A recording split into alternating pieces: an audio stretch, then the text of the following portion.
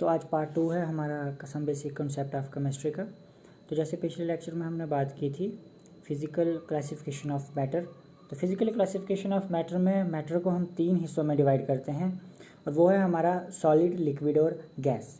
और जो हमारी फिज़िकल क्लासिफिकेशन है वो बेस्ड है मैटर की स्टेट पे कि मैटर कौन सी स्टेट में है, सॉलिड में है, लिक्विड में है या गैस में है। तो जैसा कि हम जानते हैं कि सॉलिड, लिक्विड और गैस की क्या क्या प्रॉपर्टीज़ है, इसके जो कांस्टेंट पार्टिकल्स हैं, अगर हम सॉलिड की बात करें तो उसमें ज़्यादा क्लोजली पैक्ड होते हैं और लिक्विड में लूज़ होते हैं और गैसेस में बहुत ज़्यादा दूर होते हैं। तो उसको अभी हम टच नहीं करेंगे। तो आज हम शुरू करने वाले हैं केमिकल क्लासिफिकेशन ऑफ मैटर। तो केमिकल क्लासिफिकेशन में हम देखेंगे कंपोजिशन ऑफ मैटर कि मैटर की जो कंपोजिशन है वो क्या है। तो कंपोजिशन ऑफ मैटर के बेस पे हम मैटर को डिवाइड करते हैं 2 टाइप्स में और 2 मेन टाइप्स इसकी आती हैं, प्योर सब्सटेंसेस और मिक्सचर।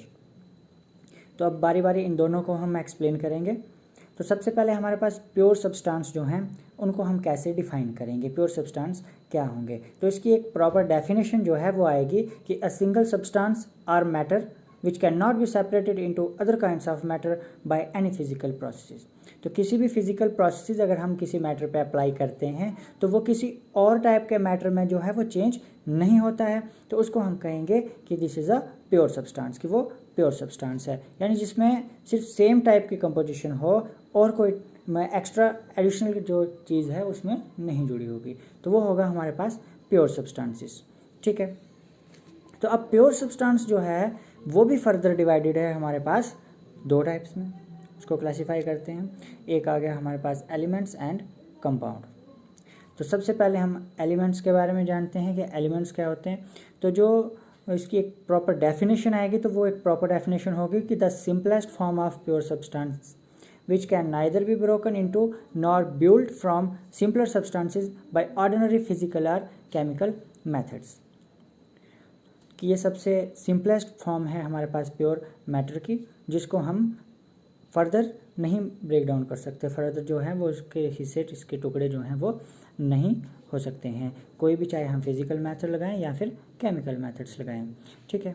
तो रिसेंट स्टडीज़ क्या बताती हैं कि अभी तक हमारे पास 118 एलिमेंट्स जो हैं वो नॉन हैं, जिन्हें हम जानते हैं, और उनमें से 92 जो हैं वो अर्थ क्रस्ट में पाए जाते हैं और बाकी जो बचे हुए हैं वो आर्टिफिशियली प्रिपेयर किए जाते हैं लेबॉर्ट्रीज़ में with the help of nuclear reactions. तो जो मैन मेड या जो आर्टिफिशियली हम एलिमेंट्स बना रहे हैं तो उनकी जो कंसंट्रेशन है वो बढ़ रही है, यानी कि डे बाय डे जो है इस बात पे रिसर्च हो रही है और मे भी इनका नंबर जो है वो इंक्रीज़ हो सकता है। और हमारे पास जो मोस्ट अबंडेंट एलिमेंट्स आ जाते हैं अर्थ क्रस्ट में तो वो हैं हमारे पास ऑक्सीजन, जिसकी परसेंटेज अबाउट 46.6% है, और सिलिकॉन आ जाता है जिसकी परसेंटेज 27.7% है, और फिर है हमारे पास एल्युमिनियम, और एल्युमिनियम की जो परसेंटेज है वो है 8.3%। तो बाकी जो एलिमेंट बचते हैं तो वो भी हमारे नेचर में पाए जाते हैं मगर वो स्मॉल क्वांटिटी में हैं। ये सारे जो हैं ये अबंडेंट एलिमेंट्स हैं। अब अगर हम एलिमेंट्स की बात कर रहे हैं तो एलिमेंट्स भी हमारे पास 3 टाइप के आते हैं, एक मेटल, नॉन मेटल और सेमी मेटल। अब जो मेटल्स होते हैं वो सॉलिड स्टेट में होते हैं, इसमें कुछ एक्सेप्शंस हैं, जो हमारे पास जैसे मरकरी आ जाता है वो रूम टेम्परेचर पे लिक्विड है, बाकी जो हैं वो सारे नॉर्मली हार्ड होते हैं। और प्रॉपर्टीज़ ऑफ मेटल क्या हैं कि वो उनमें लस्टर होते हैं, high melting and boiling point होता है उनका, and also good conductor of heat and electricity. तो ये प्रॉपर्टीज़ हैं हमारे पास जो भी मेटल्स होते हैं। तो अगर हम थोड़े हाई लेवल की बात करें तो जो भी प्रोटॉन डोनर होते हैं वो होते हैं हमारे पास मेटल्स। ठीक है। उसके बाद नॉन मेटल्स क्या होते हैं, तो जो मेटल के अपोजिट जिनमें प्रॉपर्टीज़ होंगी तो वो होंगे हमारे पास नॉन मेटल्स, और ये हमारे 3 स्टेट में जो हैं वो पाए जाते हैं।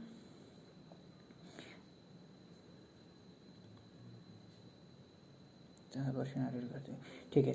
और ये पुअर कंडक्टर ऑफ इलेक्ट्रिसिटी होंगे, और इसमें भी एक्सेप्शन है हमारे पास, एक्सेप्शन है ग्रेफाइट की, कि ग्रेफाइट जो है वो गुड कंडक्टर है, बाकी सारे नॉन मेटल जो हैं वो हमारे पास बैड कंडक्टर ऑफ इलेक्ट्रिसिटी हैं, और ये कुछ मेलेबल भी नहीं होते हैं और डक्टाइल भी नहीं होते हैं। और अगर इनकी हम एग्जांपल की बात करें तो एग्जांपल हमारे पास आ जाएगी hydrogen, carbon, oxygen, nitrogen, sulphur, phosphorus extra, ये जो हैं नॉन मेटल के एग्जांपल्स हैं।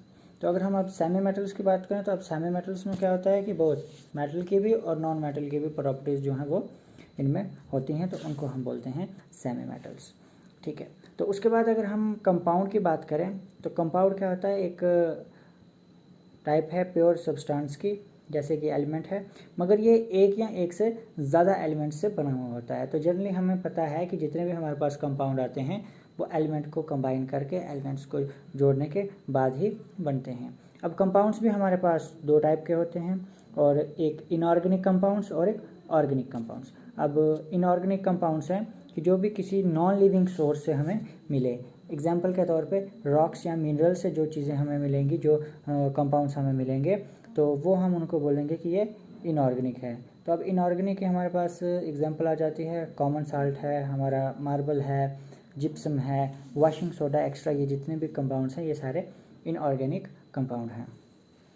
अगर ऑर्गेनिक कंपाउंड की बात की जाए, जो कंपाउंड की सेकंड टाइप है, तो ये वो हैं जो हमें प्लांट्स और एनिमल से मिलते हैं। ठीक है, तो all the organic compound have been found to contain carbon as their essential constant. तो इसमें एग्जांपल हमारे पास कार्बोहाइड्रेट आ जाएगी, प्रोटीन्स आ जाएंगे, ऑयल्स आ जाएंगे और फैट्स आ जाएंगे। तो ये सारे जो हैं वो ऑर्गेनिक कंपाउंड होते हैं। और मैक्सिमम ऑर्गेनिक कंपाउंड्स जो हमारे पास होते हैं उनमें जो कार्बन है वो यूज़ होता है। मैक्सिमम कंपाउंड्स में कार्बन के कंपाउंड्स होते हैं। तो उसके बाद अगर हम मिक्सचर की बात करते हैं तो मिक्सचर की एक प्रॉपर डेफिनेशन आएगी, the combination of two or more elements or compounds which are not chemically combined together and may also present in any portion. The constant of mixture do not lose their identity and properties. ठीक है, तो अब both element और compound जो हैं ये pure हैं, but अगर हम इन दोनों को मिक्स कर देंगे तो हमारे पास जो रिजल्ट आएगा वो होगी मिक्सचर। ठीक है, यानी कि इसमें अब फिर वो प्योर फॉर्म जो है वो नहीं रहेगी, ये मिक्स हो जाएंगे और इनकी जो प्योरिटी है वो ख़त्म हो जाएगी।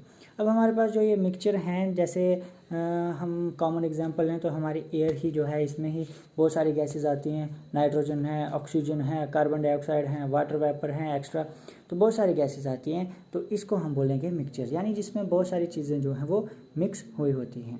तो टाइप ऑफ मिक्सचर की बात करें तो दो टाइप के हमारे पास मिक्सचर हैं। एक आ जाती है हमारे पास होमोजीनियस मिक्सचर और दूसरी आ जाती है हमारे पास हेटेरोजीनियस मिक्सचर।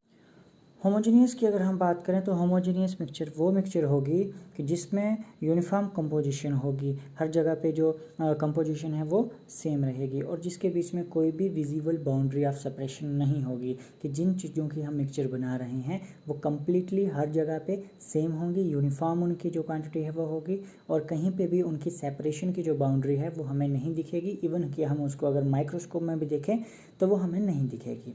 तो इसकी एग्जांपल हम लेंगे कि अगर हम पानी में शुगर सोल्यूशन बनाते हैं, शुगर डाल के शुगर सोल्यूशन बना रहे हैं, तो वो शुगर सोल्यूशन की कंपोजिशन जो है वो इक्वली डिस्ट्रीब्यूट हो जाती है। यानी कि अगर हम कहीं से भी, अगर एक टब में हमने पानी लिया है, उसमें हमने शुगर सोल्यूशन घोल दिया, ठीक है, शुगर सोल्यूशन बन गया, शुगर डाल के उसका सोल्यूशन बनाया हुआ है, तो वहाँ से जब हम अगर पानी का गिलास लेते हैं तो उसमें ऐसा नहीं है कि थोड़ा कहीं फीका पानी होगा तो कहीं ज़्यादा मीठा पानी होगा, वो इवनली हर जगह पे इक्वली डिस्ट्रीब्यूट होगा। तो ये होगी हमारी होमोजीनियस मिक्सचर।